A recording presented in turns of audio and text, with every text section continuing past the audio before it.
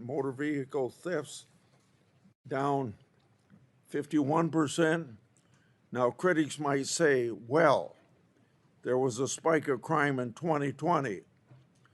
So let's look at the reported crime rates in 26 compared to 2019. Sexual assaults down 13%. Assaults with firearms down 17%. Robbery down 41%. Drug offenses down 15%. And that's just a few of the statistics I could give you. Without objection, I want to enter this report in the record. Is there any objection? I hear none. The Washington Times noted, quote, homicides are on a track to hit the lowest point in recorded U.S. history amid an overall decline in crime nationwide, end quote. Based on these stats, it's evident that no Justice Department in our nation's history can boast the successes of this Justice Department under Mr. Blanche's leadership. Still, the critics can't bring themselves to acknowledge this reality. The Washington Times stated, quote, the encouraging news was met with little explanation as to why crime, especially homicides, has cratered after spiking from 2020 to 2022, end of quote. That's a strange thing for them to say. The press has no explanation for what changed between then and now, because I can think of an explanation. I think every American in this country who feels safer at home and in their towns and cities can think of an explanation. It's very obvious. Todd Blanche's Justice Department has reprioritized the safety of Americans after the Biden administration opened borders to violent criminals and then turned a blind eye to heinous crimes that were happening around the country.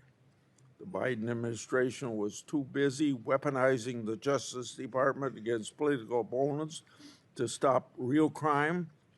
And so please don't forget, whistleblowers and media outlets reported that the Biden FBI even reassigned personnel from investigating child sex crimes to work on January 6 cases.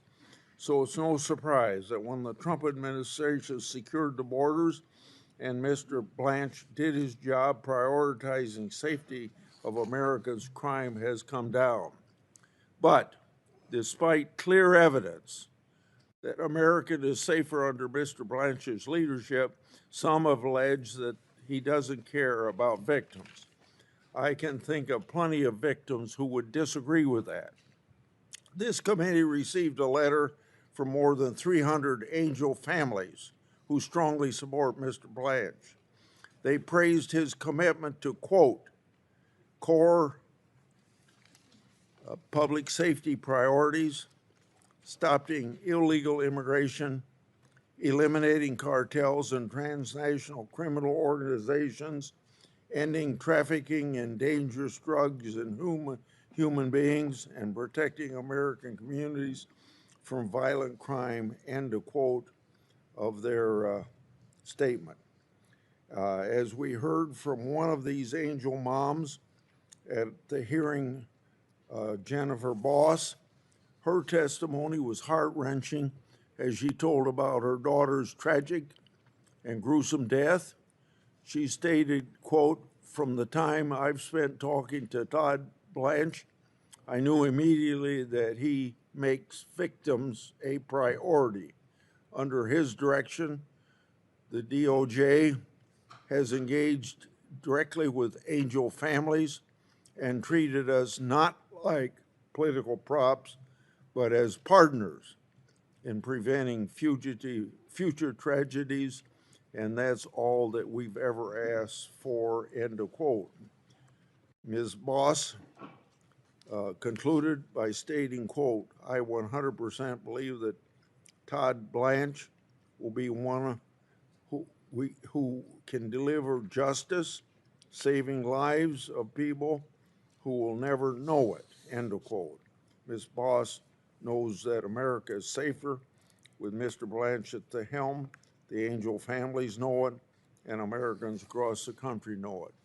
Today, I'm not only voting to advance Todd Blanche's nomination, I'm voting for the safety of the American people. Senator Durbin. Thanks, Mr. Chairman. Reflect on the fact that as we meet today, there are thousands, literally tens of thousands of men and women in the United States who got up this morning and put on a badge or picked up their briefcase and went to work to make sure that we would be safe. They are in law enforcement all across the United States of America. They count on this system of justice, as we all do, to give us not only safety in our homes, but also fairness when it comes to treatment by the government. The man we are discussing this morning seeks to be the #1 law enforcement enforcer of the United States of America, the Attorney General of the United States, the highest ranking law enforcement position. And what have we learned in the last few weeks when it comes to Todd Blanche? We have learned that simply his word is not enough for most of us, not even for some of my Republican friends. Even his word under oath is not credible enough. We have a demand by colleagues that I support, a demand that Mr. Blanche, when it comes to important promises to the American people, put it in writing. Put it in writing. And in fact, he did. Mr. Chairman, the political escapade of the last week has made it clearer than ever that Todd Blanche has no business serving as our nation's chief law enforcement officer. 2 Republican members of this committee said they would not vote for Mr. Blanche unless the J6 cop beater slush fund was permanently and irrevocably terminated. And of course, these 2 members, and I support their position, said to Mr. Blanche, you have to put it in writing if you're going to say those words. President Trump responded, as we might have guessed, as he always does, by doubling down on his position and personally attacking our colleagues. To state the obvious, Mr. Blanche's statement on the slush fund and the IRS immunity agreement are not signed by the parties to the settlement agreement and are therefore unenforceable. The parties could still sue to enforce the agreement, and the cop beaters fund can easily be revived with a new order from the Department of Justice 15 minutes after Mr. Blanche is confirmed as Attorney General. Indeed, the President himself has loudly telegraphed that's his plan. This is the exact issue that the 2 senators identified as a basis for their objection to his nomination, Blanche's nomination. To my Republican colleagues, you gave Mr. Blanche the benefit of the doubt when you supported his nomination to be Deputy Attorney General. 17 months later, there is no doubt where his loyalty will lie. Take a look at this promise, unprecedented, I believe, in the history of the United States, that somehow Mr. Blanche engineered an agreement, an understanding, a settlement, you name it, that said that Donald Trump will never be held responsible for any violations of tax crimes before the date of this document that was signed. Saying that the president can commit any crime in the tax code and not be held personally responsible? Does that sound like he is being held to an accountability that we all expect of every single American? Instead of serving the American people and upholding the rule of law and the Constitution, Mr. Blanche has aided and abetted the most corrupt administration in the history of the United States. Prior to this hearing, Mr. Blanche told me he, quote, made a mistake, close quote, by creating the January 6th slush fund. Where did he say it? In my office, with witnesses, my staff, to what I'm about to say. When I asked him about this under oath, Mr. Blanche falsely claimed that he never made this statement. That's not true. Mr. Blanche's willingness to casually lie under oath about a statement he made in a room full of witnesses shows the lengths he will go to avoid offending President Trump. Why doesn't he want to concede he made a mistake? We all do that from time to time, right? No, no, no. Manly MAGA leaders do not admit a mistake or use the word sorry. So he was held accountable by the president. Mr. Blanche has claimed he recused himself from matters involving President Trump in his personal capacity. Yet he personally signed the agreement releasing President Trump, his family, and businesses from tax liability. When asked how DOJ justified the slush fund's outrageous $1.776 billion price tag, Mr. Blanche refused to answer. He shows contempt for this committee and for our history by refusing to admit that the sum was chosen to signal support for the January 6 rioters, and many of us remember when they attacked and invaded the Capitol. Those rioters shamelessly invoked 1776 to compare themselves to American revolutionaries. Give me a break. Mr. Blanche told me that a ruling against the settlement was, quote, a hit piece personally directed at him. This is no surprise coming from the man who declared that the Justice Department is, quote, at war, close quote, with the courts. These are not the words of someone who would serve our nation as a top law enforcement official. One of Mr. Blanche's first acts as Deputy Attorney General was to issue a memo gutting DOJ's crypto crime enforcement, which allowed the president to rake in $1.4 billion in a crypto windfall last year, even as Americans reported billions of dollars in cryptocurrency fraud losses. The president did just fine, thank you. Meanwhile, Mr. Blanche still has, through his children and grandchildren, $150,000 in crypto assets. Last year, under Mr. Blanche's leadership, more than 1,000 FBI personnel were pulled off key law enforcement priorities. What was a higher priority than their oath they've taken to uphold the law? They were directed to flag Epstein records and look for any mention of Donald Trump. Mr. Blanche refused to tell me who gave this order, but former Attorney General Bondi made it clear, saying Blanche was, quote, in charge of the Epstein files. And when the Epstein Files Transparency Act forced DOJ to release the files, not only did the department delay reviewing and producing it, it recklessly failed to redact hundreds of survivors' personal information, victimizing them all over again. And they testified before this committee under oath to that fact. Meanwhile, the names of powerful Epstein cronies remain protected, in clear violation of the law. When scrutiny of the Epstein cover-up intensified, Mr. Blanche participated in secret meetings in the White House Situation Room, of all places, to strategize about protecting Trump, not Epstein survivors. Mr. Blanche volunteered to interview convicted sex trafficker Ghislaine Maxwell, a transparent attempt to exonerate President Trump. Just days later, she was transferred to a minimum security camp, which is unheard of, unprecedented for serious sex offenders like her. Mr. Blanche agreed to meet with Epstein survivors after months of pleas, only when his nomination was in jeopardy and a member of this committee said he wouldn't consider voting for him unless he met with these survivors. He finally met with them for almost an hour. As one survivor, Dana Binsky, who testified before this committee, said, the meeting was a box-checking exercise. Mr. Blanche refused to take accountability for redaction failures, and he wouldn't commit to following their suggested investigative leads. It is clear that Mr. Blanche hopes to sweep the Epstein scandal under the rug. I thank those survivors for the courage they showed in this room today and around the country for continuing to advocate for survivors and speak truth to power. Mr. Blanche has played a key role in terminating thousands of Department of Justice officials. The chairman talked about his law enforcement record. Let's look at it. The goal is clear. Replace these DOJ officials with unqualified MAGA loyalists who will rubber stamp President Trump's corruption. Under Mr. Blanche's leadership, more than 16,000 employees have left the department. 16,000 employees have left the Department of Justice, including more than a fourth of its attorneys.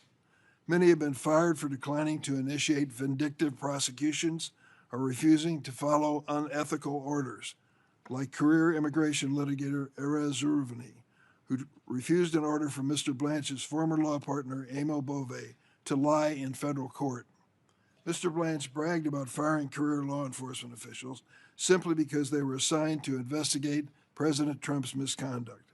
Mr. Blanche is responsible for the department losing thousands of years of law enforcement and national security expertise. This makes all of us less safe. Consider this quote: "On Blanche's watch, the Trump DOJ has pursued an unabashedly vindictive agenda of leveraging the government's awesome prosecutorial powers in its public trust against the president's political enemies." These aren't my words. This is the conclusion of the National Review, the leading conservative publication founded by William Buckley. This isn't about Democrats versus Republicans. This is about rule of law versus lawlessness. The Attorney General is supposed to be the people's lawyer. Department of Justice should work on behalf of all the American people. Mr. Blanche continues to operate as the president's personal lawyer, treating the Justice Department like a law firm serving one client, the president.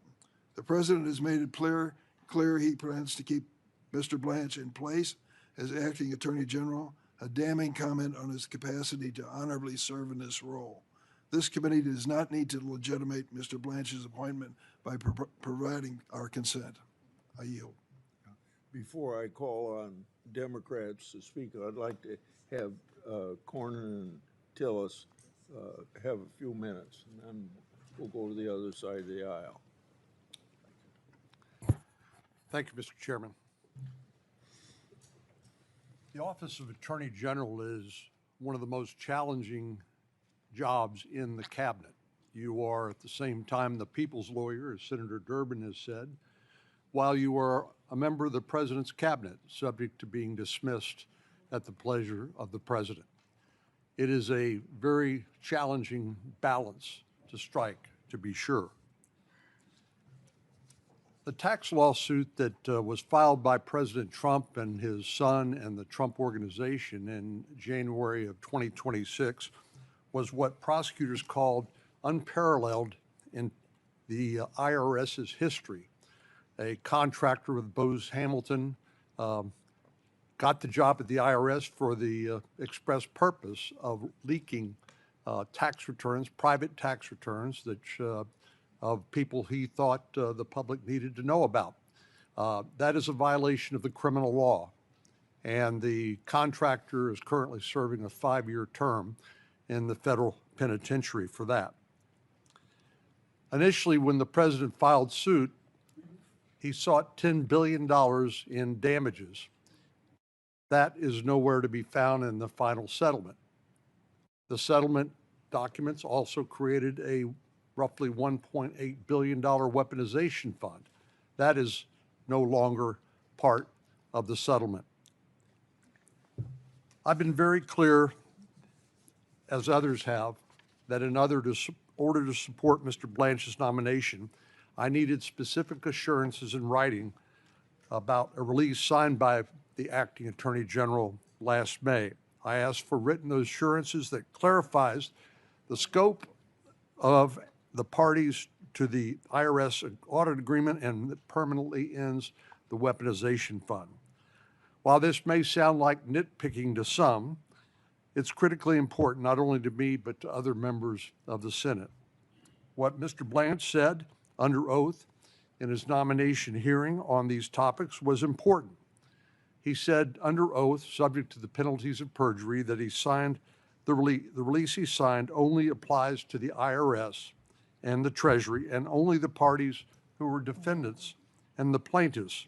And he also said once more that the weaponization fund was dead. This past Sunday, Senator Tillis and I came to an agreement after numerous meetings with the Department of Justice and Mr. Blanche on an agency interpretative guidance document that reaffirms what Mr. Blanche said in his sworn testimony in front of the committee.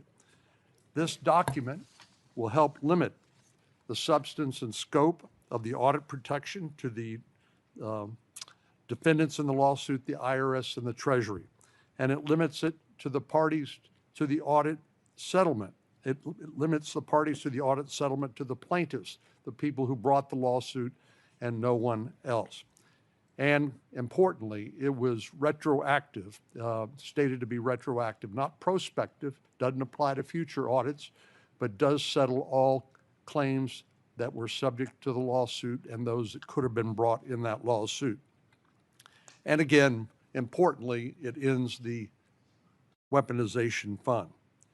The DOJ has repeatedly said that this is their legal position and interpretation, including filings in the Floyd versus Department of Justice in the Eastern District of Virginia, and Dunn versus Trump and Citizens for Responsibility and Ethics in Washington versus Trump in the District of Columbia. They've been consistent about their assertion on behalf of the United States of America that the weaponization fund is dead. And of course, I expect them to live up to that in any future litigation. Given this agreement with Mr. Blanche, I expect the department to live up to this in future litigation, and I will vote to advance him out of the committee today.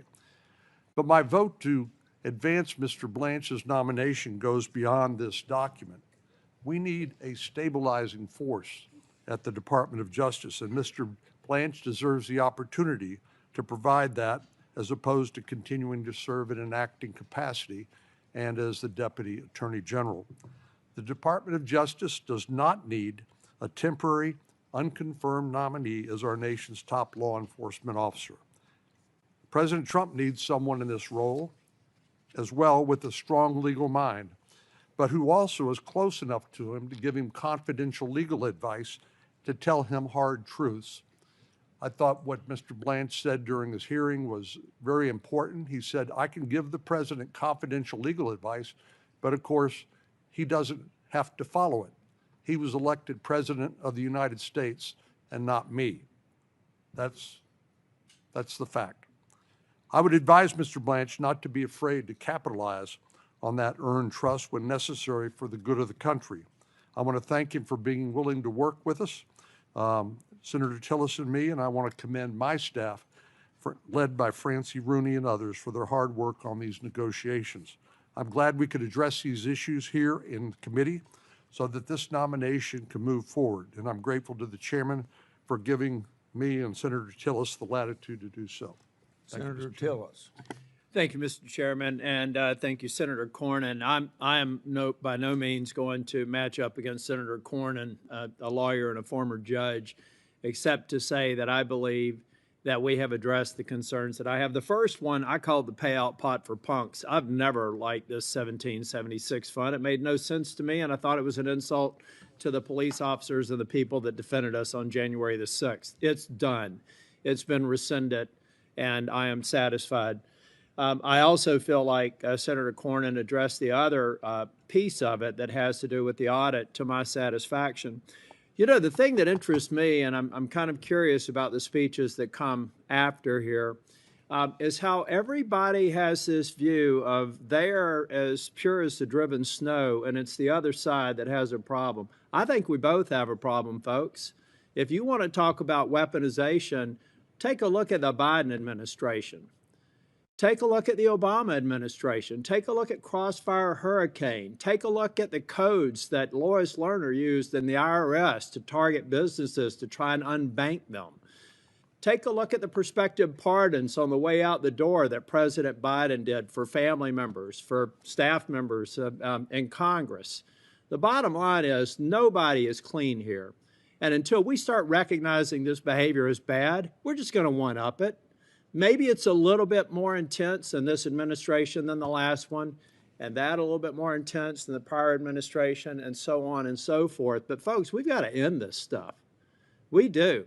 I'm going to support Mr. Blanche's nomination, but what I hope I see out of him is a bending of the curve of this absurdity.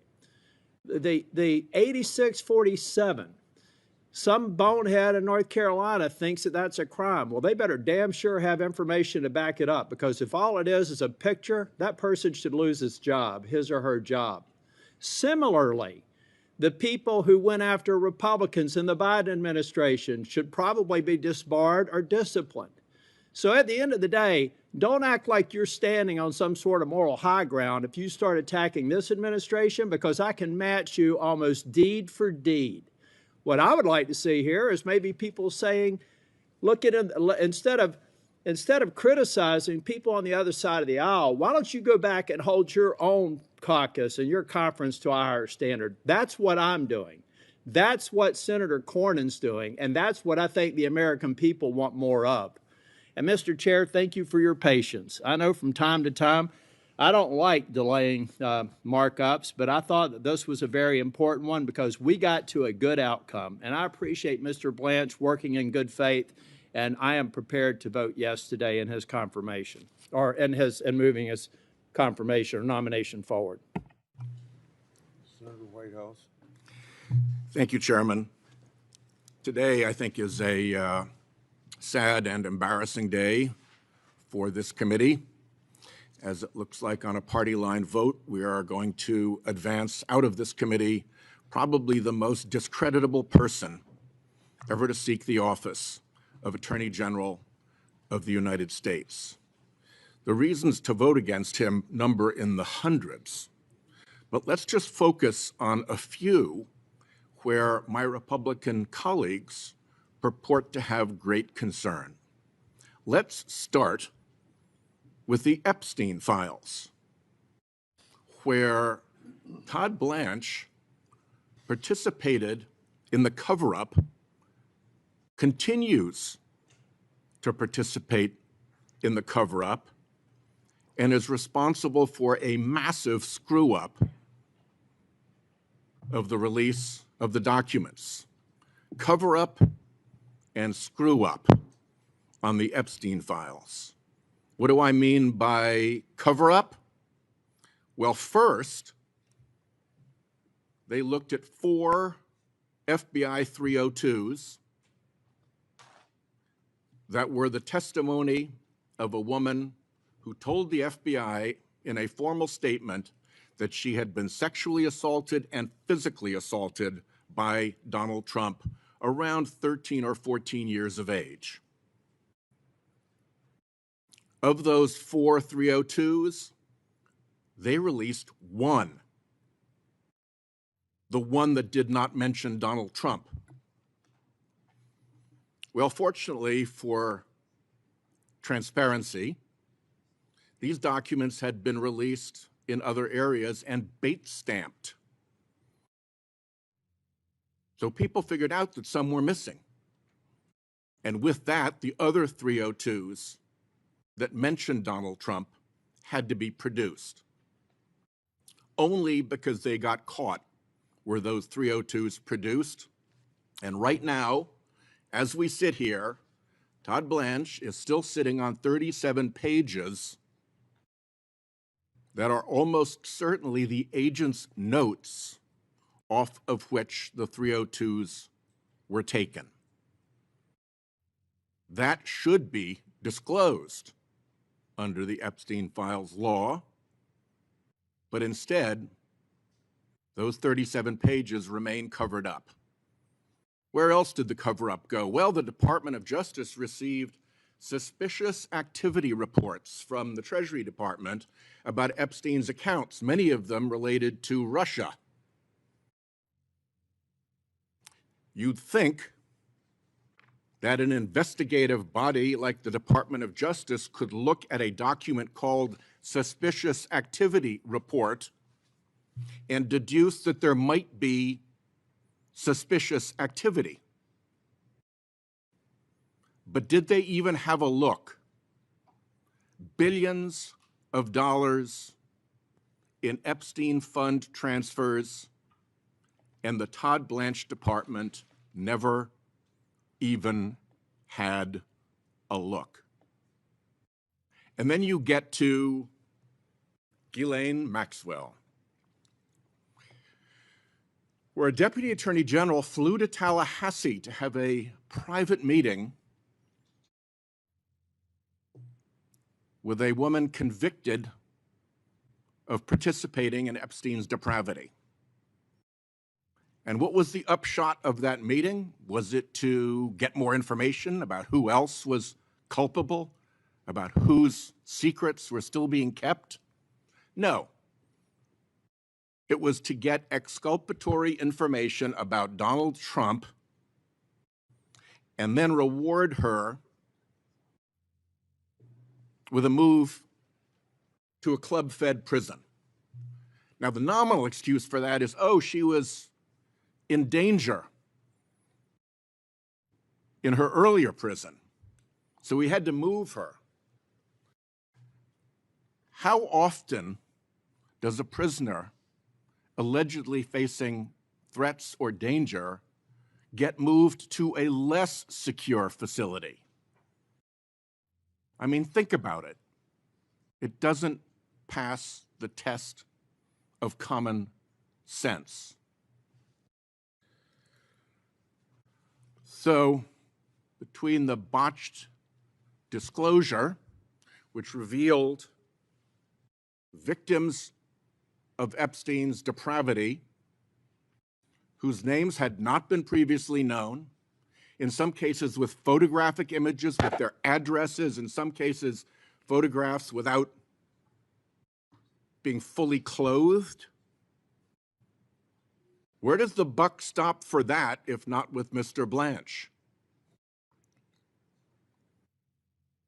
That was an epic botch that did real harm to Epstein's victims. Voting for this guy today gives their blessing to the screw-up, to the botched release that even Pam Bondi pointed at Blanche as responsible for. And it gives the blessing to his continuing role in the cover-up of Epstein files. So there's Epstein for you. And let me ask the letter from the Epstein victims to Senators Tillis and Cornyn to be put into the record. So next we get to this crooked slush fund Trump family tax amnesty scam. Let's take a look at that. We've got these two new pieces of paper, one signed only by Todd Blanche, one not signed by anybody, neither of which has any legal effect whatsoever. They are decorative. So what problems do they leave behind? Well, one is, can you trust Todd Blanche going forward? I will tell you, I do not. I think it would be unreasonable to trust him going forward. There is enough weasel room in these documents to drive a truck through. And what might that truck look like? Well, you could get rid of the anti-weaponization fund for $1.776 billion, and in a month, put out the Trump Justice Fund for $1.9 billion. Nothing in this document prevents anything like that from happening.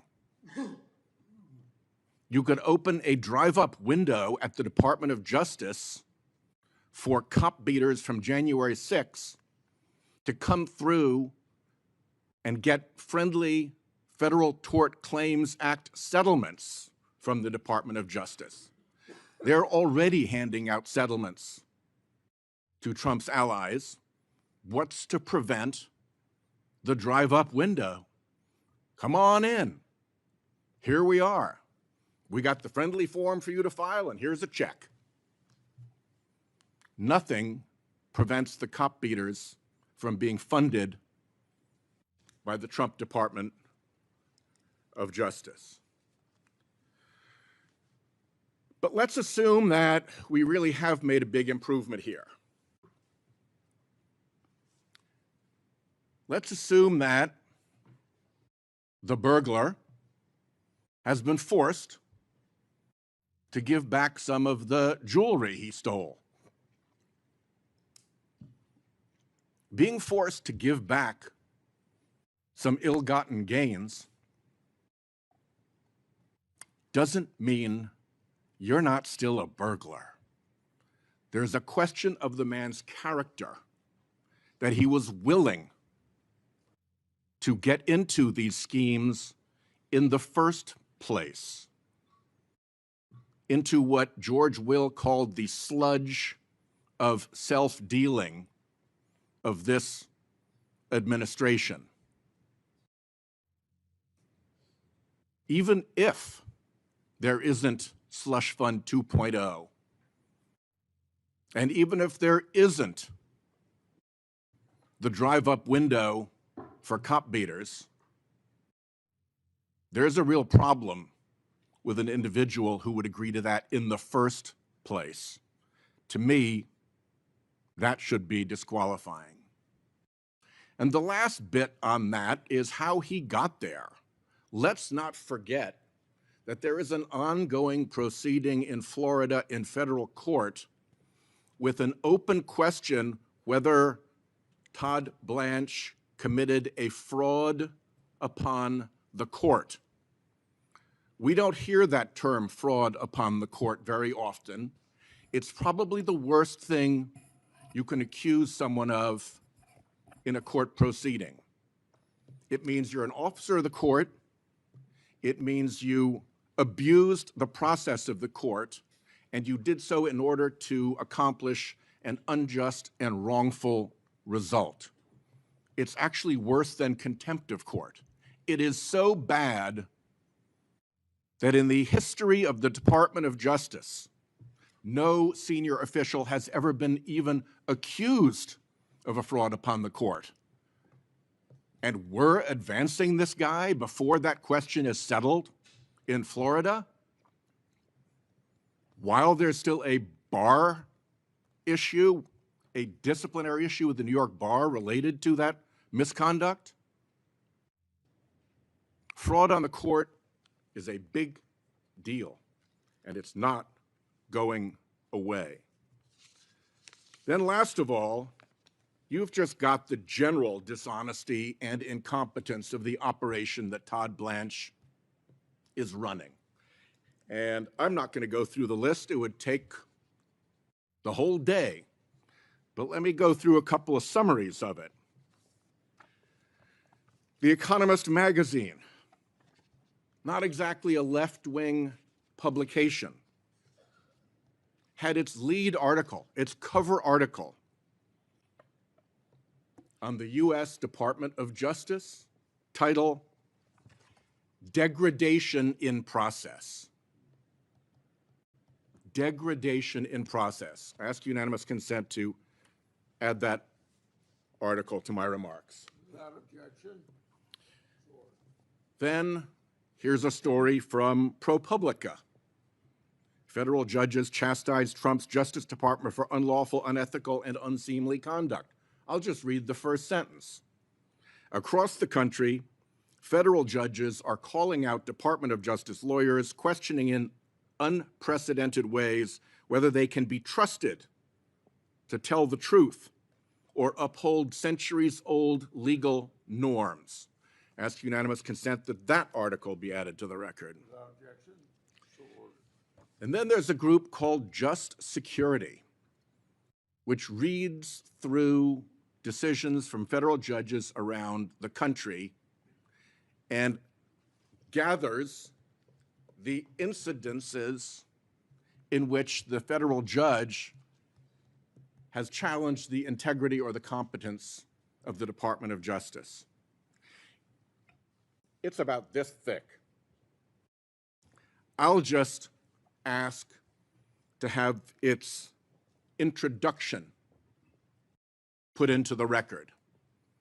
If my colleagues want to go and look and see what the avalanche of misconduct that Blanche's leadership has precipitated looks like, you know where to find the report.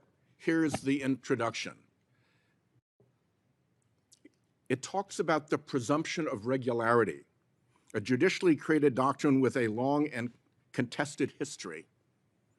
The doctrine affords the executive branch a distinct advantage by instructing courts to presume that executive officials have properly discharged their official duties. And what the report characterizes is the destruction of that presumption of regularity in this Department of Justice. So I ask unanimous consent that that be added as well. And then, since I've mentioned it, I'll also ask George Will's article where I described his description of The settlement between the president and the executive branch he heads, exemplifying the administration's sludge of self-dealing. That also be added to the record. The last question that I'm left with here is what's left of this committee? What's left of this committee when we don't demand straight answers from witnesses? How many times has this Department of Justice been asked what became of the $50,000 that the FBI reported that it handed to Mr. Homan in a bribery sting? That's administrative stuff. That gets reported. There's an account. You've got to check the money out. If you get the money back, you've got to check the money back. There's an administrative trail. We can't get any information about that. Our Republican colleagues see no evil, hear no evil, and speak no evil. Kash Patel virtually certainly lied to this committee sitting in front of us. Is there any interest in that? At a time when Republicans in Congress seem agitated about Biden officials lying to Congress? We got lies right here, folks. I don't know where this committee goes after it stops being taken seriously, because all you have to be is on the right partisan side to get this committee to roll over and play dead. Thank you, Chairman. Senator Klobuchar.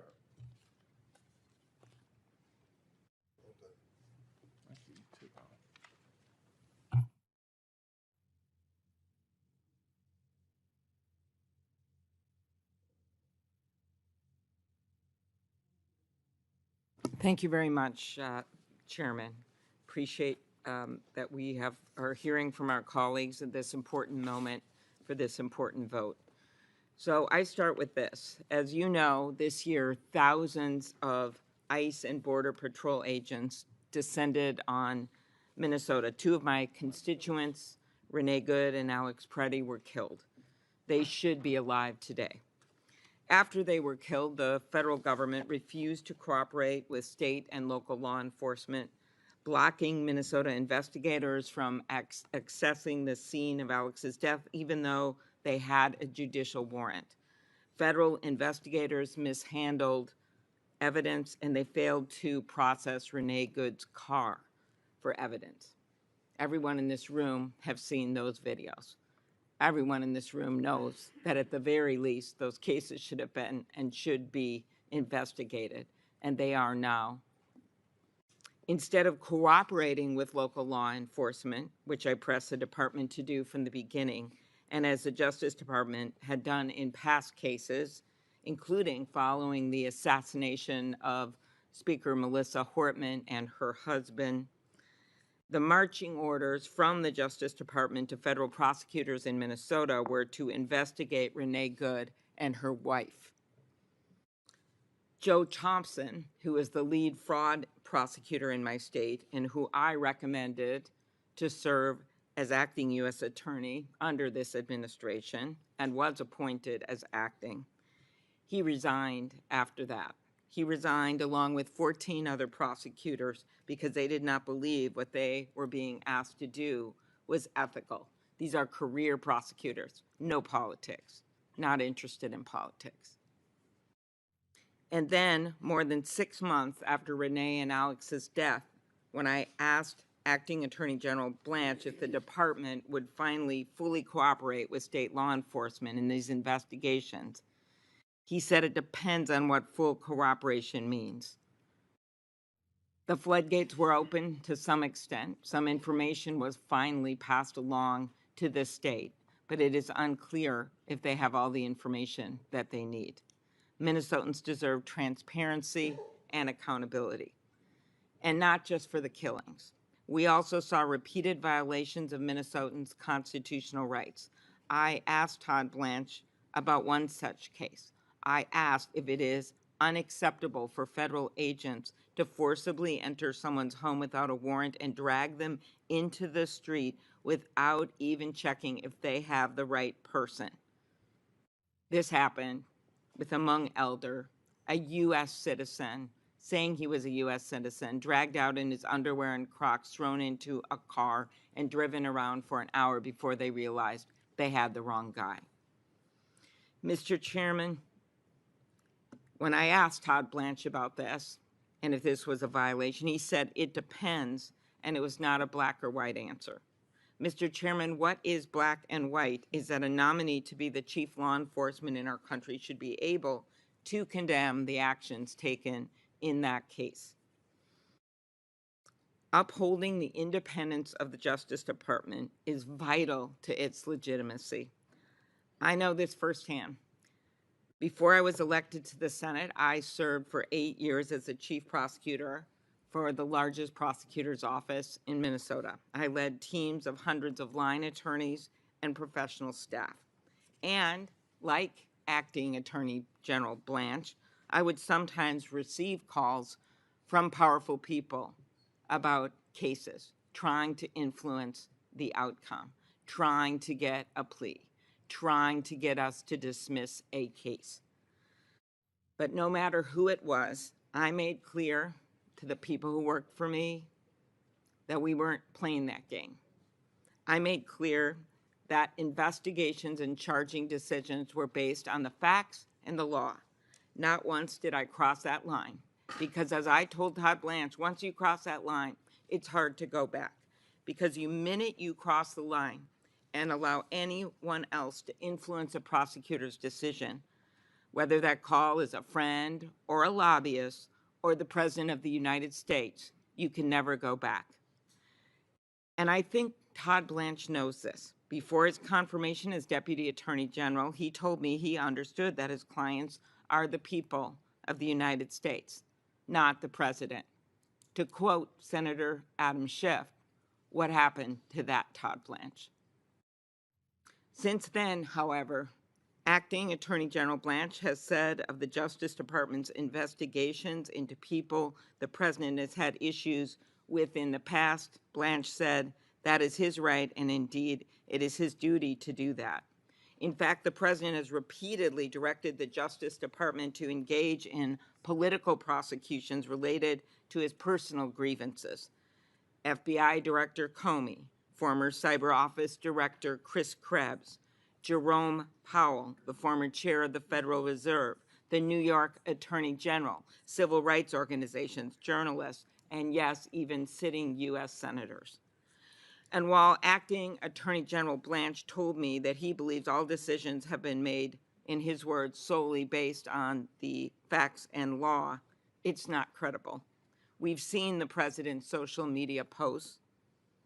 We've heard from career prosecutors. We've seen the judges appointed by presidents of both parties throwing out meritless cases and subpoenas. Mr. Chairman, if the President can direct prosecutors to go after people like Jim Comey and Jerome Powell, he can go after any American. That is not equal justice under the law. We've all seen the department can be used also to reward the President's friend. Under Acting Attorney General Blanche, the department moved to vacate convictions of leaders of the Oath Keepers and Proud Boys who participated in January 6th. And a matter of less public note, but incredibly important to our economy, is antitrust. It is devastating to our economy if the Justice Department stands back and lets the big get bigger and the small get crushed. And that is exactly what's happening right now. As a former top Trump administration antitrust official said, antitrust cases in this last year, quote, were being resolved based on political connections, not the legal merits, end quote. As just one example, after ousting Gail Slater, the former and well-respected head of the Antitrust Division, who 20 of the 22 senators on this committee voted for, the department abandoned the case against Live Nation after the president met with the company's CEO and discussed the litigation, and we know how that story ended with the state's attorney generals, Democrat and Republican, continuing that cases and winning in a big way, and now we await the remedies, not from the Justice Department sellout settlement, but from the attorney generals of this country. Finally, I have great concerns about Acting Attorney General Blanche's willingness to uphold the department's independence as the president tries to use the department to undermine our democracy ahead of the midterms. We know that under Todd Blanche's leadership, the Justice Department has already tried to coerce states, including Minnesota, on the very day Alex Preddy was killed, to turn over voters' sensitive information.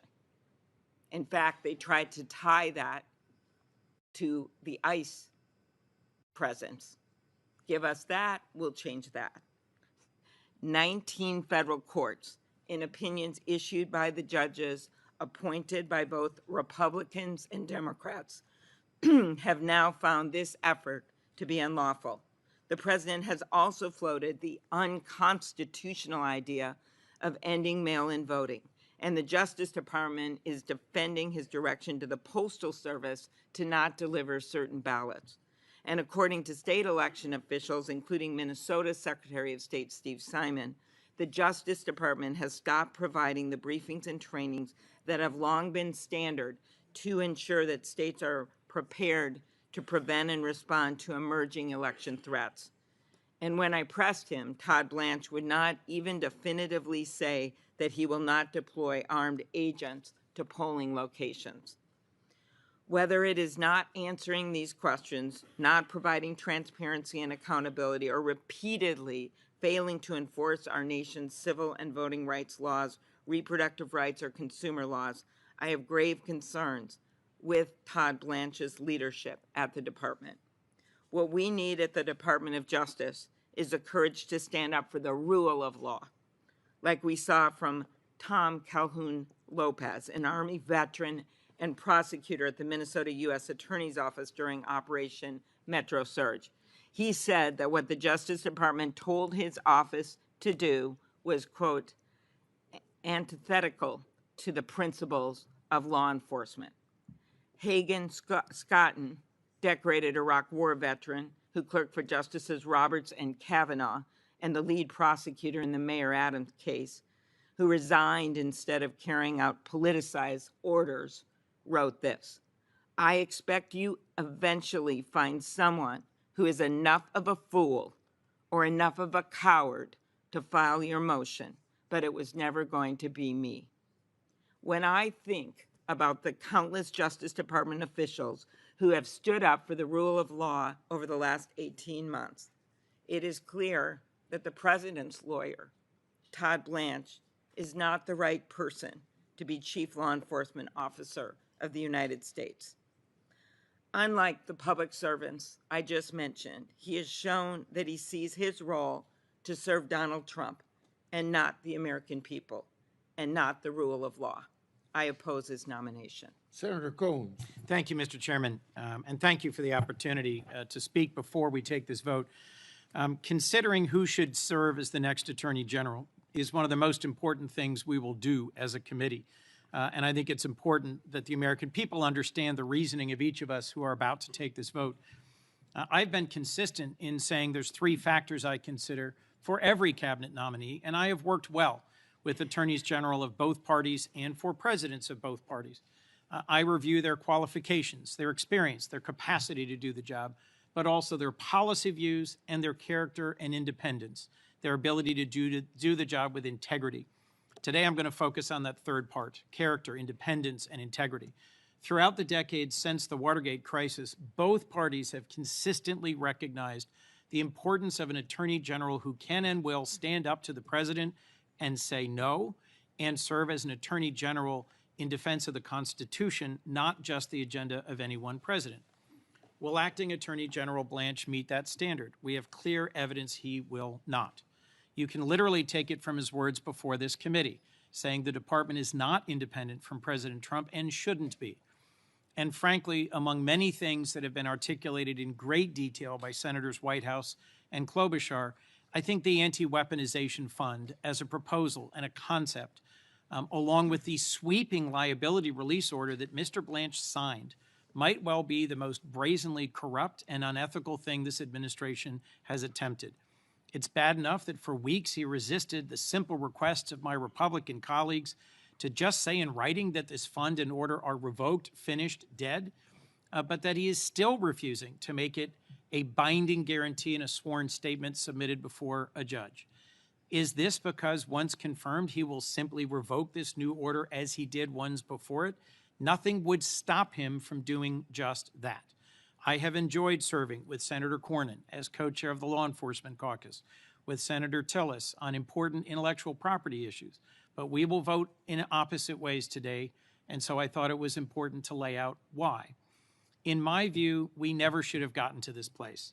As acting Attorney General, when asked by the President to do something plainly unethical and corrupt, Mr. Blanche should have simply said no. He did not do that. And I pressed him in his confirmation hearing whether he even tried to talk President Trump out of this widely rejected plan, and he refused to answer.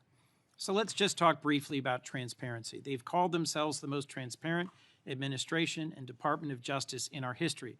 But in fact, they're as transparent as the wall behind us, whether in Mr. Blanche's refusal to answer questions about the Anti-Weaponization Fund, refusal to advocate for victims rather than perpetrators in the Epstein matter, or his willingness to answer my request for transparency on a FISA court ruling that both the chair and ranking of the Intelligence Committee have requested be released, or the OLC opinion underlying ongoing boat strikes in the Caribbean. I met with Mr. Blanche last week. I raised these issues with him, and I await his replies. Our citizens want and truly deserve an independent and transparent Department of Justice. I don't think Mr. Blanche can or even wants to deliver on that goal. So I ask my colleagues to put yourselves in our shoes. If 4 years ago we were considering the nomination of an AG nominated by the previous president who had said and done these exact things, what would you have done? And I urge my colleagues to vote against this nomination. I will be voting against Mr. Blanche, and it's my hope that he will surprise me and exceed my expectations, but with a heavy heart, I am fairly certain he will not. Senator Blumenthal.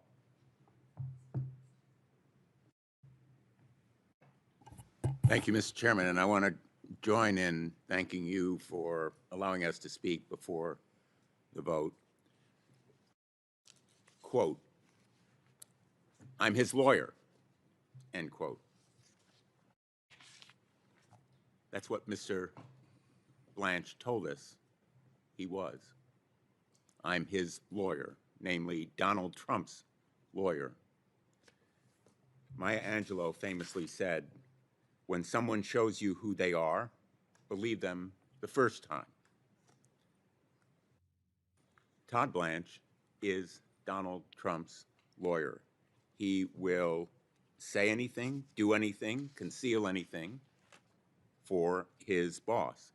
Much as in organized crime, the consigliere would do anything, say anything, and conceal anything for his boss.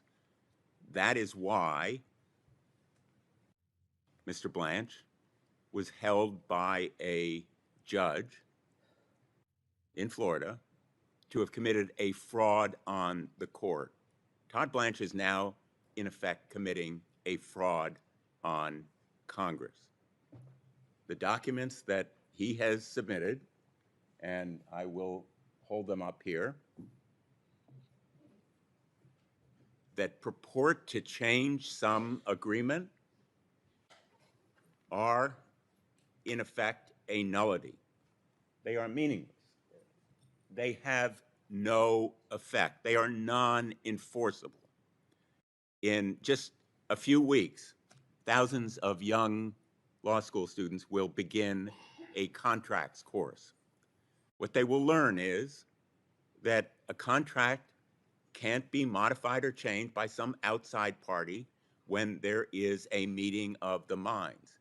And there was, in effect, an agreement, a meeting of the minds between Donald Trump and the United States of America to settle his case. Now, Todd Blanche purports to change it. This document is a sham. It is a sham and a fraud on the Congress insofar as it seeks to change our minds by representing something that is patently false. Commentators have talked about loopholes. There are no loopholes here. This document itself is a sham. In fact, one of its statements is that it incorporates all of Todd Blanche's testimony before this committee.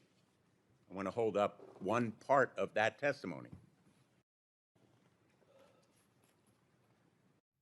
Todd Blanche himself says that that agreement is an enforceable document.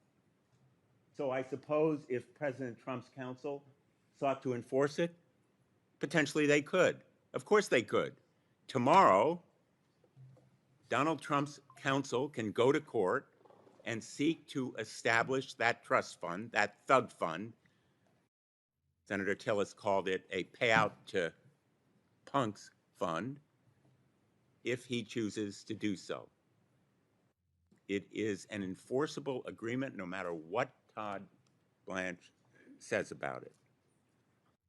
And if you don't believe me, you can listen to one of the most ardent advocates of that anti-weaponization fund who said the quiet part out loud on Twitter just recently.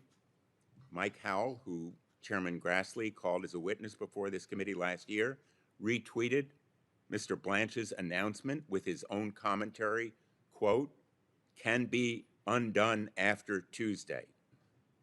The anti-weaponization fund is great." The President of the United States yesterday in the Oval Office repeated his commitment to the anti-weaponization fund. We don't need to say the quiet part out loud. The President is shouting it. The position of United States Attorney General is a position of supreme trust. Any of us who have worked in the Department of Justice, I was the United States Attorney for Connecticut, knows that the Attorney General of the United States, like every lawyer who represents the United States, has a trust in going to court, in making representations. There is a presumption of regularity when a government lawyer appears before the court. That's the sacred trust that a government lawyer bears. Todd Blanche has betrayed that trust. And his betrayal of that trust is disqualifying for his nomination. Todd Blanche showed us who he was also when he, during this hearing, referred to the attack on the United States Capitol on January 6th as events.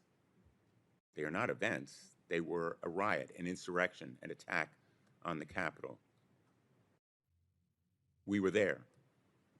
We know what it was. It was a violent, unlawful attack on our nation's capital that cost brave members of law enforcement their lives. He purports to stand for law enforcement, and yet he is in favor of a slush fund that in effect rewards those individuals who attack Capitol Police in that insurrection and riot. And he refuses to see it for what it was and describe it to the American people accurately and truthfully. His prescribed, rehearsed lines prepared by the White House legal team are meant to protect the president's feelings. They demonstrate an unwavering loyalty to the president. That is the through line. He is the president's lawyer. He showed us who he was as well when he was talking about reproductive rights. In a private call last week, Mr. Blanche, again, said the quiet part out loud. In fact, he shouted it. He said to the participants on that call that he would work to restrict abortion in every single state. That's not enforcing the law. That is a zealot, a warrior seeking to advocate the president's position against reproductive rights. He wants to block states enacting their own policies and laws. He wants to make abortion access follow the laws of abortion-banned states. In short, he wants to strip Americans of their right to choose and strip states of their right to govern. The part of this agreement that purports to limit the immunity under our tax laws and protect the president against audits is in fact no limitation. It preserves all of the president's rights to be above the law. No person is above the law, but Todd Blanche is agreeing to put the president above the law. There are more than 400,000 other Americans who suffered the same harm as Donald Trump when their private tax information was taken and released. We have in this country a principle of equal protection of the laws. Presumably, if Donald Trump gets this deal, they would be eligible to assert their claims for the same rights. If Donald Trump is protected against paying hundreds of millions of dollars in taxes by this deal, perhaps so should they in claims they may file. The cost to the government is staggering if this deal is approved as Todd Blanche purports to do. And that deal is still in effect as a result of these documents.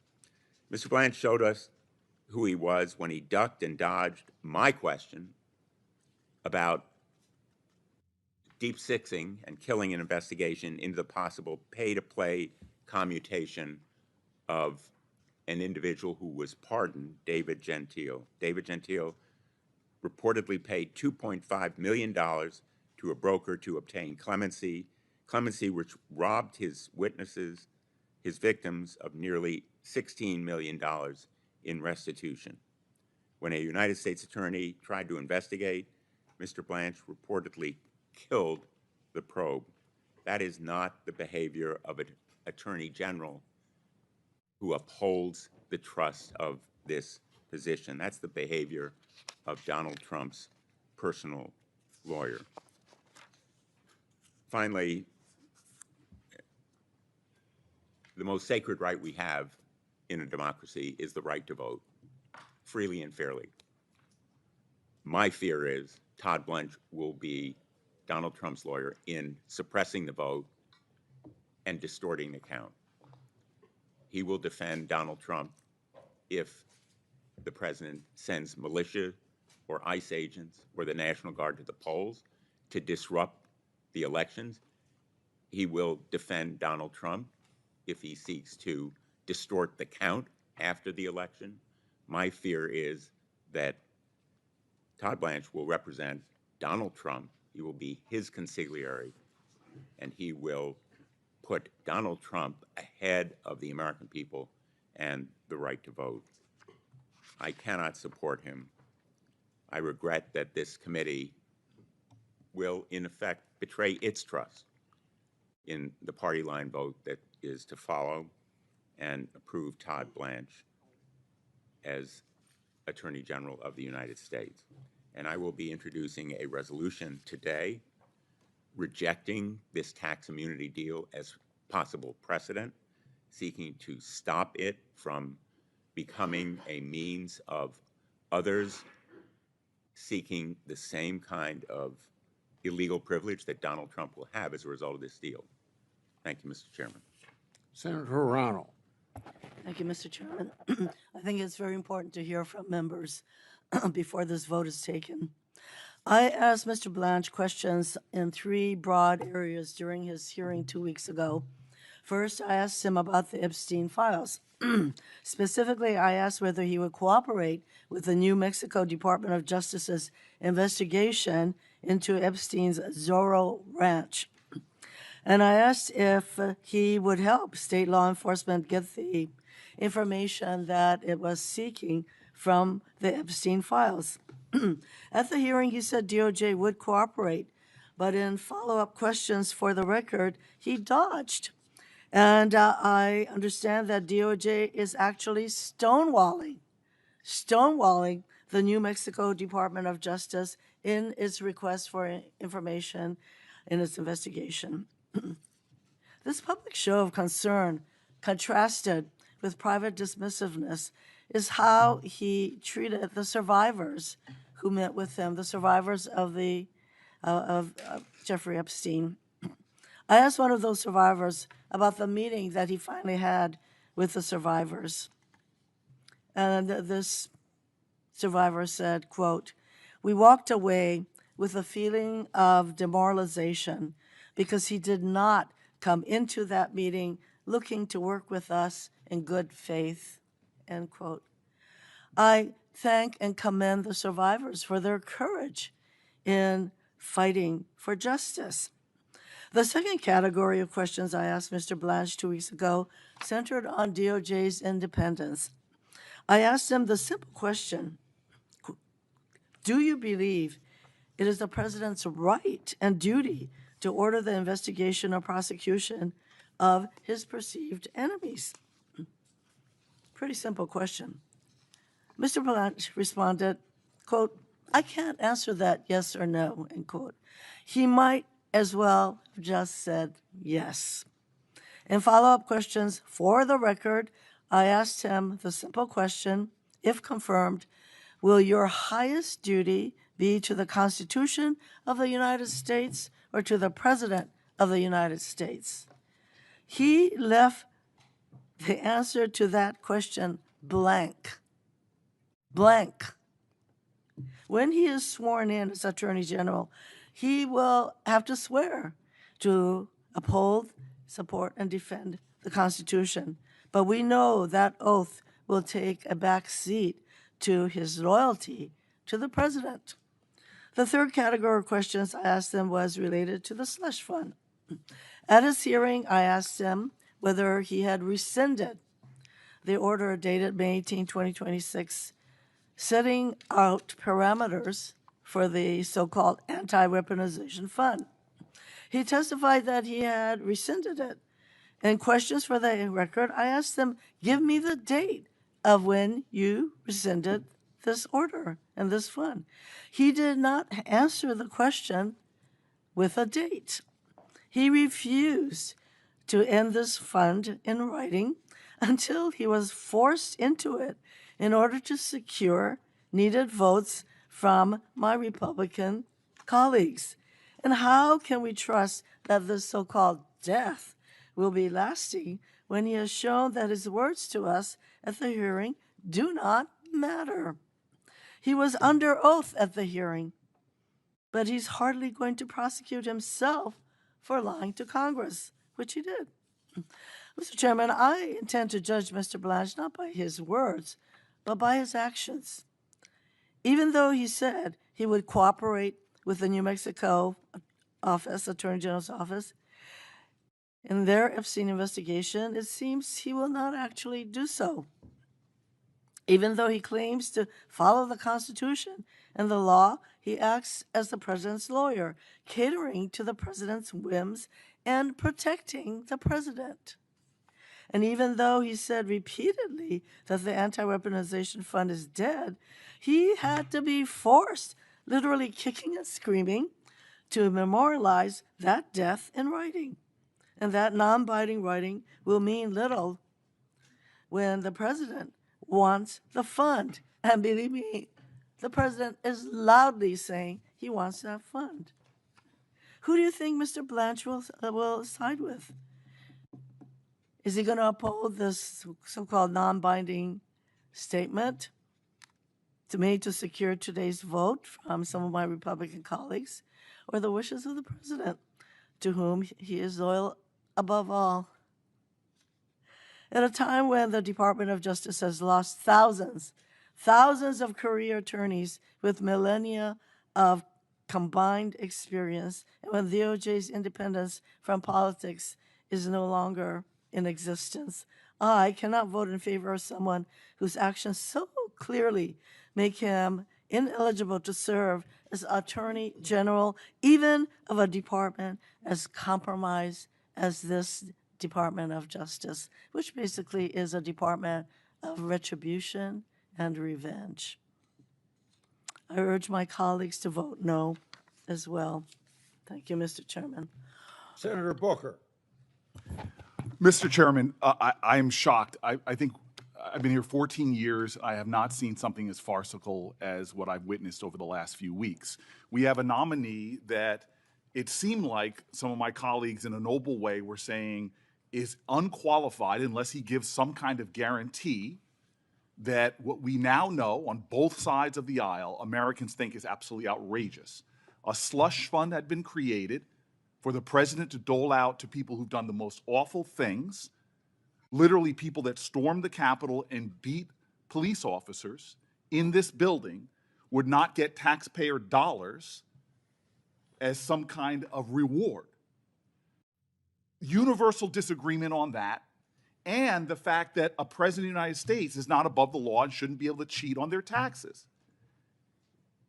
And so I sat back for days now looking forward to us, at least of all the things that Todd Blanche has done that is disqualifying for this job, I thought at least we were going to be able to get an end to that nightmare. And here's the thing, Mr. Chairman.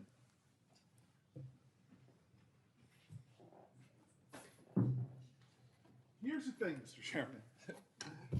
You even have conservatives coming out and saying these things are not worth the paper they're drawn on. I have a lot of respect for my colleagues, love the state of Texas, but I'm going to say it very clear. This is all hat and no cattle. It's hard for me to say this as a plant-based guy, but where's the beef? Where's the beef? This is ridiculous. We got nothing, no guarantees whatsoever that this slush fund still can't go forward. We got nothing that the President of the United States can't cheat on his taxes and have no accountability. Dear God, folks, it's not like we're talking about a president who is a saint. No president in the history of this country has been caught in tax cheating more than this one. A Pulitzer Prize-winning documentation of his tax cheating came out in 2018. Pulitzer Prize. Donald Trump said, I'm going to sue you, it's all wrong. That suit was thrown out because the president is a tax cheat. But it didn't stop with that. He was a tax cheat with his nonprofit as well. He created a so-called charity, but what did he do with that charity? It was cited by the state of New York for self-dealing, for tax cheating, and was shut down. We have a known arsonist, and we have just in this committee given him a whole barrel full of gasoline to light on fire our tax laws and have no accountability for the conflagration. This is so ridiculous that we are sitting back here and allowing this to happen. A president that we know is a tax cheat. That is a fact. That is a fact. We have now just given him an immunity to his tax cheating. Now, here's an admission I'm going to make to my colleagues on the other side. We've had presidents that have done things that, to me, do not pass the smell test and do not pass the appearance of impropriety. I think this committee should pass a law that no children of presidents should be able to grift off their parents' office. To me, it is ridiculous the corruption that we have normalized in America, that presidents' children can go out and sit on boards and make money. That is wrong and that is corrupting. But they have become so obsessed with the millions that the Bidens have made that they have ignored completely the billions of dollars that the Trump family is making. That is like being obsessed and using a magnifying glass to study the stain on the living room carpet when behind you is a mountain of excrement covering the living room couch and coffee table. This is so outrageous, the lack of proportionality going on my colleagues, it is laughable.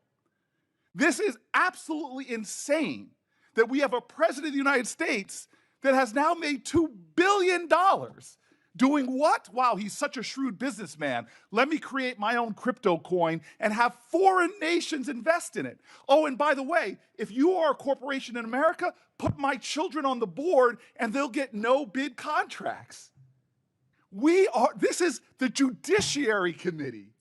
We're supposed to be checking and balancing this nation.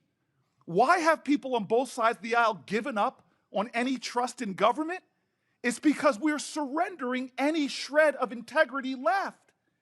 And now we're letting an attorney general become the highest law enforcement officer in the land and putting no holds whatsoever. I had hope for 2 weeks that we would get something.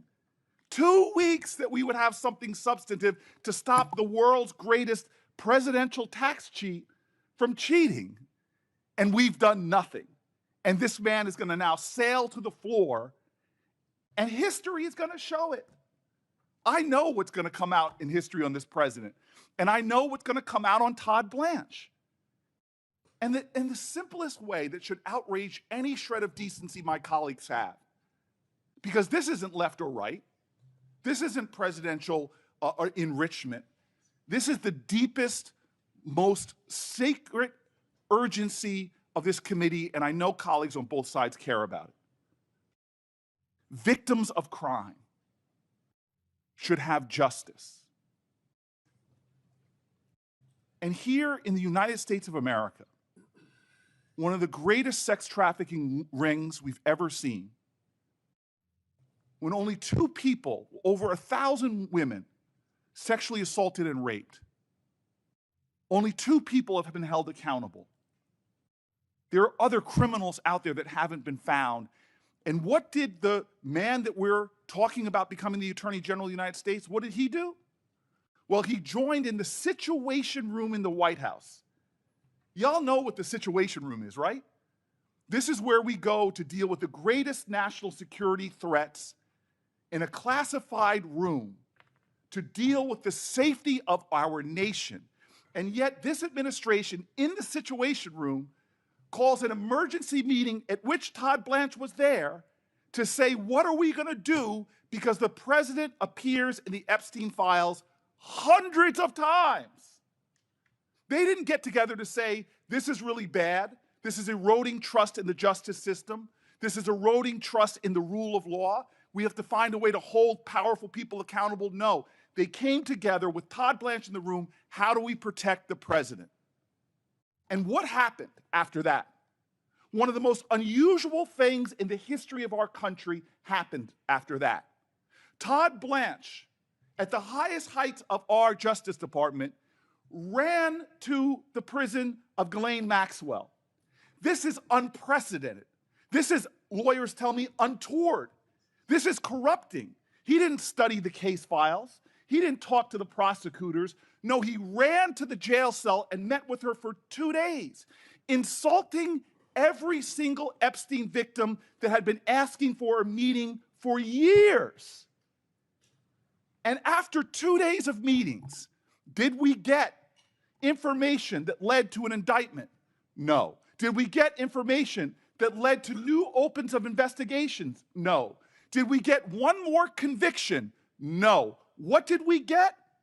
That a convicted sex offender was able to leave her confinement and go to the cushiest prison in our land, that by Bureau of Prison Law, by DOJ law, is a violation of their principles. So Ghislaine Maxwell is sitting in the lowest possible confinement after giving no information that helped us get one more investigation started and has been silent, and the man responsible for that, we are about to make the Attorney General of the United States of America. This man is not our lawyer. He is not America's lawyer. He is about to become Trump's sword against his adversaries and shield against any scrutiny. The shield is going to shield him from tax cheating. The shield is going to shield him from investigation for any involvement he may have had in Epstein's deeds. And the sword, I've seen it. Unprecedented that the Attorney General should investigate colleagues here on this committee. This is farcical. It would be literally laughably funny if it wasn't so dangerous. We are about to put a person in one of the most powerful positions in the land, vital for not only enforcing the law, protecting national security, but also vital for upholding our democracy. And my Republican colleagues sound like Jan Brady, Marsha, Marsha, Marsha, Biden, Biden, Biden. You are worried about a pickpocket when it comes to grand theft larceny. When it comes to our democracy, you're worried about someone who is doing petty theft while there is the murder of our democratic traditions going on before our eyes. We are in dangerous waters, folks. We are in dangerous waters. We are turning the ideals of justice and this committee into a mockery by letting the least qualified person, a person proven to do Donald Trump's will, over the law. He is about Trump and not truth. He is about corruption and not the Constitution. He's about being Donald Trump's lawyer and not the people's lawyer. This is so deeply wrong. We will rue the day that we let this man have this much power under such a corrupt president. Thank you. Senator Padilla. Thank you, Mr. Chairman. Colleagues and members of the public, we've been hearing a lot about this tax immunity deal. We've heard about Todd Blanche's mismanagement of the Epstein case and files, the evidence of Todd Blanche carrying out Trump's political agenda of vindictiveness. And I'll have my comments on that as well, but I want to bring us back to what it is that's before us today. 150 years ago, Congress created the Department of Justice and entrusted the Attorney General with the simple but profound responsibility to serve as the nation's chief law enforcement officer. Let me repeat that, to serve as the nation's chief law enforcement officer. Not the president's lawyer, the American people's lawyer. And even today, go to the department's website. Its own mission statement lists, quote, independence and impartiality as its first core value. It says the department must follow, quote, the facts and the law wherever they may lead, without prejudice or improper influence. 150 years ago, we created the Department of Justice. It exists today with these mission statements and core values. That's the standard. And by that standard, Todd Blanche fails. During the confirmation hearing, Mr. Blanche was asked whether he and Donald Trump were friends. Remember his response? He said, I'm his lawyer. And then he tried to correct himself by saying, was his lawyer. That's a remarkable slip for someone seeking to become Attorney General of the United States. And colleagues, we know he spent hours and hours over the course of days preparing for the hearing, and yet the first words out of his mouth when asked that question was, I'm his lawyer. The Attorney General isn't supposed to be the president's lawyer. The Attorney General is supposed to be the country's lawyer. And if you recall, when I asked Mr. Blanche whether the Department of Justice has an obligation to remain independent from improper political influence, including influence by the president, he refused to say yes. He tried to justify the department's part of the executive branch and he's a member of the cabinet, and the president's agenda, the president's fixations and obsessions is what he follows. It suggests he sees no problem with the president directing federal law enforcement to investigate and prosecute his perceived political enemies. It's not hypothetical. We've seen investigations into former FBI Director James Comey, into New York Attorney General Letitia James, into former CIA Director John Brennan, into our colleagues, both on committee, Senator Schiff, and not in this committee, Senator Kelly, and more. At the same time, Mr. Blanche has shown little interest in ensuring that federal officials themselves are held accountable when they violate the law, including but not limited to the Department of Homeland Security. He basically stated that his belief is that the department should investigate and police themselves. Remember, I asked him about this. They're clearly incapable of doing so. Federal agents shooting innocent civilians, killing United States citizens on the streets of our country, detainees dying in record numbers in detention centers that are violating the standards that they're supposed to maintain. So it's clear that under Todd Blanche, the primary job of the Justice Department will be to do things like defend all options to reward January 6 rioters who attacked the United States Capitol and violently assaulted police officers, to ensure immunity for the president and his family for tax crimes. And no, even with this so-called deal, that hasn't changed. Under the supposed deal, Mr. Blanche isn't prevented from creating a new anti-weaponization fund tomorrow by some other name. It does not prevent Mr. Blanche from using taxpayer funds to reward January 6 rioters. It does not prohibit Donald Trump and his sons from receiving immunity for their tax crimes. To me, this doesn't seem like a deal at all. But ultimately, it does nothing to address the real, fundamental root problem. The Department of Justice, with no independence, a department that enables corruption that it should be prosecuting, a department that rewards people who violently stormed the Capitol and assaulted law enforcement. What message does that send to supporters of the president after the next presidential election when we try to certify future results? All this while the administration is ignoring the true plight of working families across the country who feel not just burdened, but buried by the increased costs. What does that say to crime victims across the country, survivors of sex trafficking?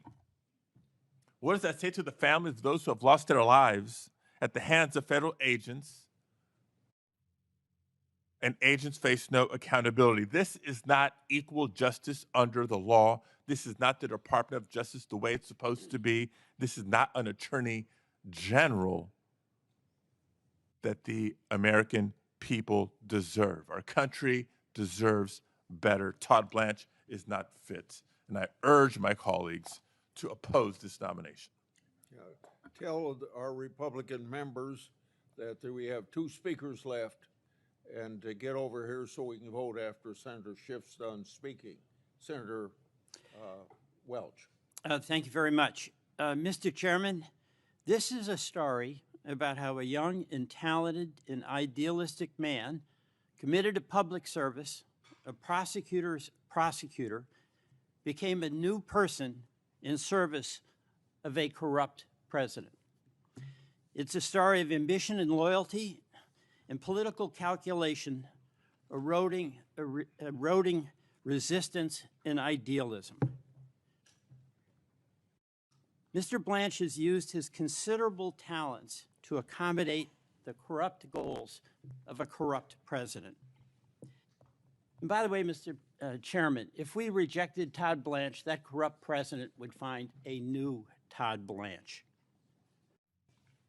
But Blanche is also a story about how a once great institution is relinquishing its own power and capitulating to a corrupt president. Is there no line that the U.S. Senate will not allow this president to cross? The Senate confirmed Bondi, Hegseth, Patel, Nome, and is about to confirm Blanche. The president is abusing his authority every day in every way. Shame on him. But the United States Senate is failing to use its power any day, in any way, to protect the American people. Should not the U.S. Senate use its advice and consent authority to demand competence and integrity? Did we do that with Bondi, with Nome, with Hegseth, with Patel, and now Blanche? Should not the U.S. Senate use its taxing authority to stop Trump's tariffs that we basically all oppose and are doing so much damage to small businesses and individuals in Vermont and in all our states? Should not the U.S. Senate use its constitutional power of the purse to stop the invasion by President Trump, the executive, into the power of the purse? And should not the U.S. Senate use its constitutional authority to declare war, to stop this illegal war in Iran, or at least even debate it, a war that President Trump is losing? Mr. Chairman, the president is abusing his authority, but we are failing as a U.S. Senate to use our authority. And when we fail to use our authority, we fail to meet our responsibility to the people of this country. We can stop capitulating today by doing our job and rejecting a completely unqualified man to be the top law enforcement official in this country. I will vote no. Senator Schiff.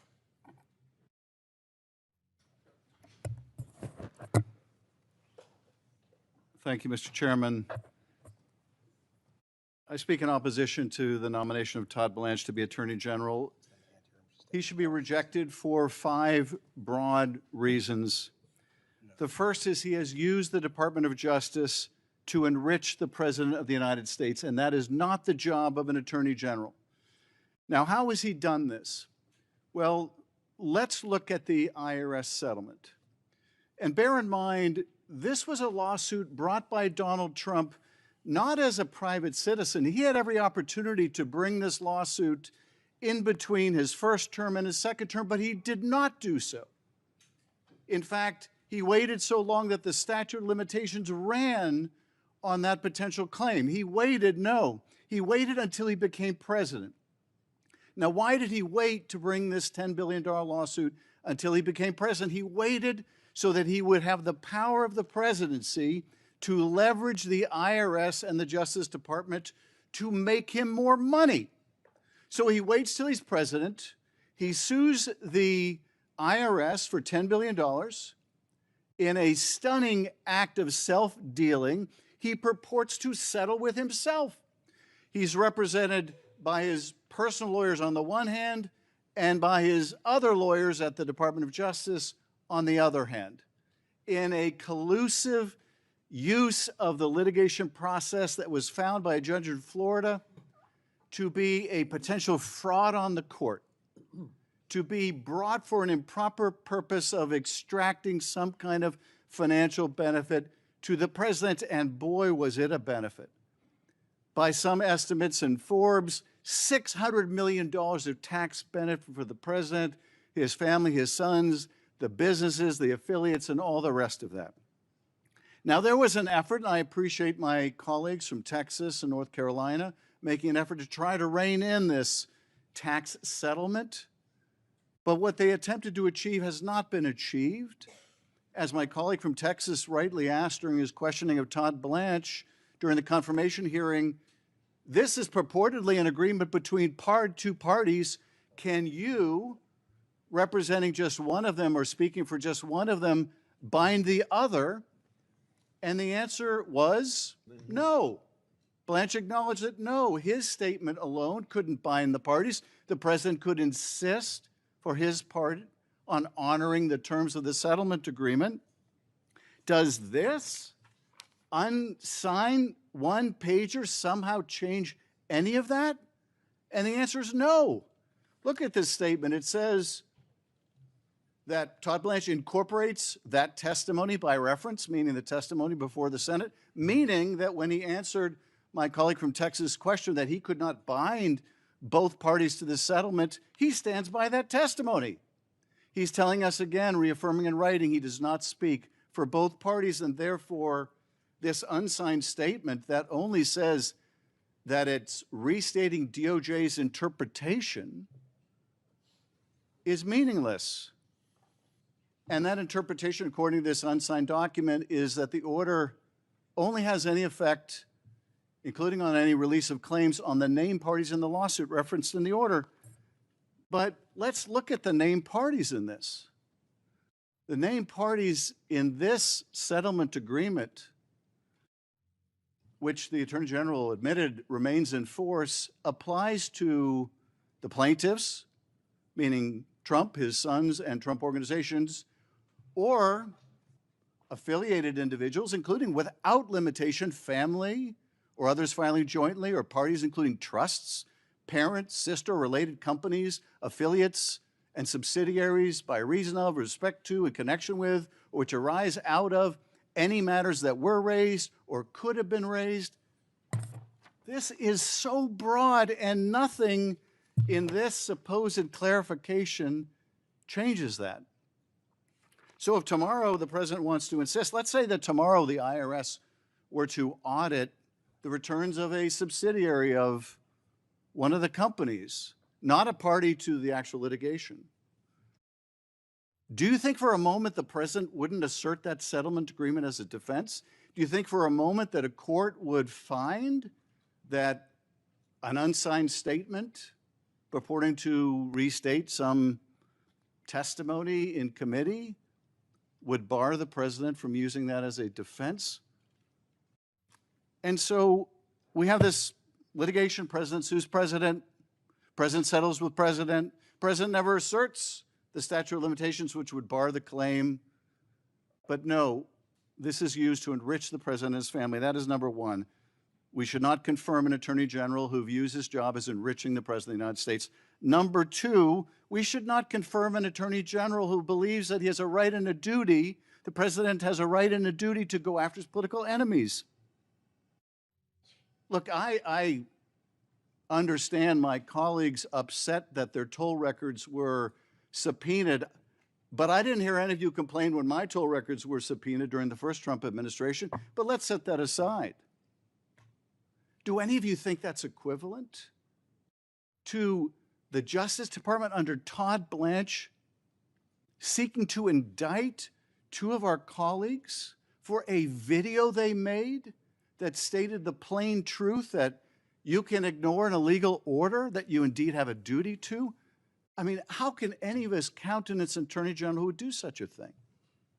Or as my colleague from North Carolina says, brings a seashells case. How absurd is that? Can there be any doubt that that was brought simply because he's on the president's enemies list? I know I'm on that list. The president reiterated just the other night that he hates me, which I could tell you wounds me deeply. He's entitled to his own views about me or anybody else. He is not entitled, however, to use the Department of Justice to go after his political opponents. And the day we say that's okay, and the day we confirm an attorney general who says that's okay, is the day that the rule of law becomes merely an unenforceable idea. a quaint acknowledgement of a past Justice Department in which the rule of law once mattered. We should not confirm an attorney general who believes the president has a right and a duty to use him to go after his enemies. Number 3 of the reasons why we should not confirm Todd Blanche is that his efforts to protect the president and others in the Epstein files investigation is a scandalous abuse of power. He withheld documents implicating the president to protect the president. He has never been able to shed his role as criminal defense lawyer for Donald Trump. He withheld records, only complied even partially with the requirement of the law that he disclose them when he was found out in that effort of cover-up and concealment. And what's more, his mismanagement of the release of the files has victimized the victims again by publishing their names, their likenesses, their photos, their addresses. We should not confirm anyone so incompetent, someone so indifferent to the suffering of these victims, someone who only met with them because he was going to be refused confirmation for his refusal to do so. Someone who met with the prime co-conspirator of Epstein, Ghislaine Maxwell, and sought exculpatory statements from her, brought no one of any experience with the case. Who would do that as an experienced prosecutor? Go interview someone in custody in a high-profile case without bringing anyone who worked on that case who could tell them the questions to ask, who could press them when they dissembled and lied, as this witness has a history of doing. And then oversees her transfer to a minimum security prison and gives us the false explanation here in the Senate that he did so to protect her from threats. Such a person should not be confirmed as Attorney General. Number 4, he has sought to compensate cop beaters with your money, with taxpayer funds. And I have to say again, nothing in this new signed document of the Attorney General, nothing in this stops the president from doing it. And the president has told us he fully intends to do this. Indeed, they're already paying off the president's cronies. Do you remember Michael Flynn, the erstwhile national security advisor of the president? He's already been paid $1.25 million of your taxpayer money. This is a guy who pled guilty twice to lying to the FBI about his contacts with the Russians, and he's already made $1.25 million off your money, not using this weaponization slush fund, but using the DOJ's victim fund, the judgment fund, as a slush fund. And these cop beaters are already signaling their intention to file claims under the Federal Tort Claims Act. So even if the weaponization fund doesn't move forward, they are using the same mechanism to pay off these cop beaters and cronies of the president. And nothing in what Todd Blanche signed is going to stop that. What will stop that is a statute passed by this committee in the Congress that prevents this, that prevents taxpayer funding from going to these cop beaters. That is the only thing that will prevent it, and we haven't done it. Number 5, this is an Attorney General who has violated the Code of Ethics. Now, that may seem like a small thing given all the other violations, but it ought to matter to us.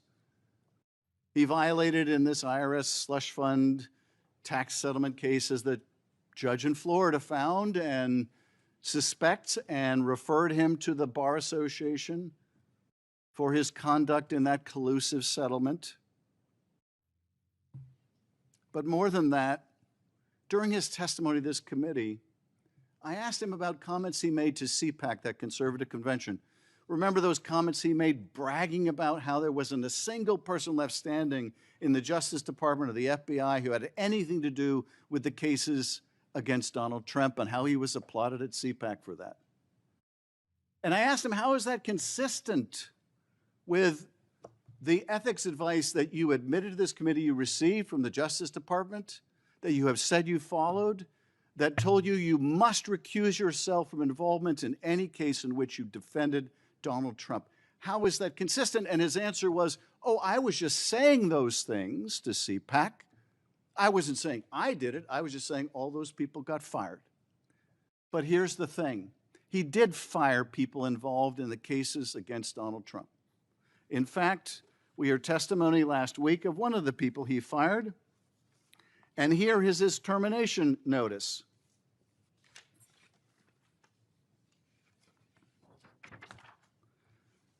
This is Todd Blanche's signature on a notice of removal from federal service for Peter Carr.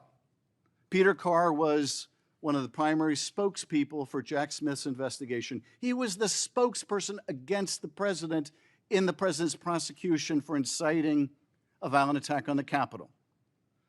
Todd Blanche writes, this memorandum serves as official notice that you are removed from your position of public affairs specialist with the Department of Justice. Signed by Todd Blanche, recused from any involvement in firing anyone in the cases in which he defended the president, firing someone involved in the cases in which he defended the president.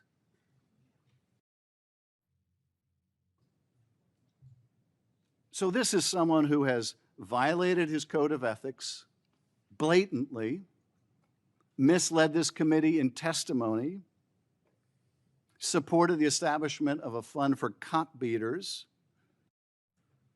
concealed and covered up documents implicating the president in the Epstein files, gone after the president's enemies, and used the DOJ to enrich the president in a collusive settlement.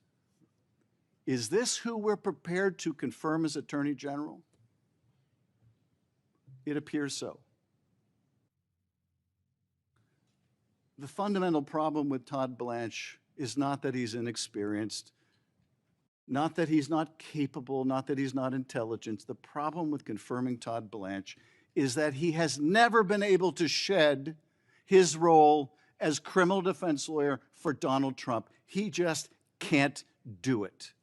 He does not represent the American people now. He will never represent the American people. He will never do what's best for the American people. He will only do what's best for Donald Trump. And you cannot leave someone like that as the nation's #1 law enforcement official, not when you have a corrupt president engaged in the most unprecedented, self-enriching schemes we have ever seen. You just can't do it and hope to have anything left of the rule of law. I urge a no vote on this confirmation, and I yield back. We now turn to the nomination of Todd Blanche to be Attorney General. The clerk will call the roll. Mr. Cornyn. Aye. Mr. Lee. Aye. Mr. Cruz. Aye. Mr. Hawley. Aye. Mr. Tillis. Aye. Mr. Kennedy. Aye. Mrs. Blackburn. Aye. Mr. Schmidt. Aye. Mrs. Britt. Aye. Mrs. Moody. Aye. Ms. Graham. Aye. Mr. Durbin. No. Mr. Whitehouse. No by proxy. Ms. Klobuchar. No. Mr. Coons. No. Mr. Blumenthal. No. Ms. Roanoke. Mr. Booker. No. Mr. Padilla. No. Mr. Welch. No. Mr. Schiff. No. Chairman Grassley. Aye. On this vote, the ayes are 12, the nays are 10. The nomination will be favorably reported. Before we adjourn, I have some letters I want to put in the record from, well, I'm not going to bother to read it. It's not worth reading at this point. The meeting's adjourned.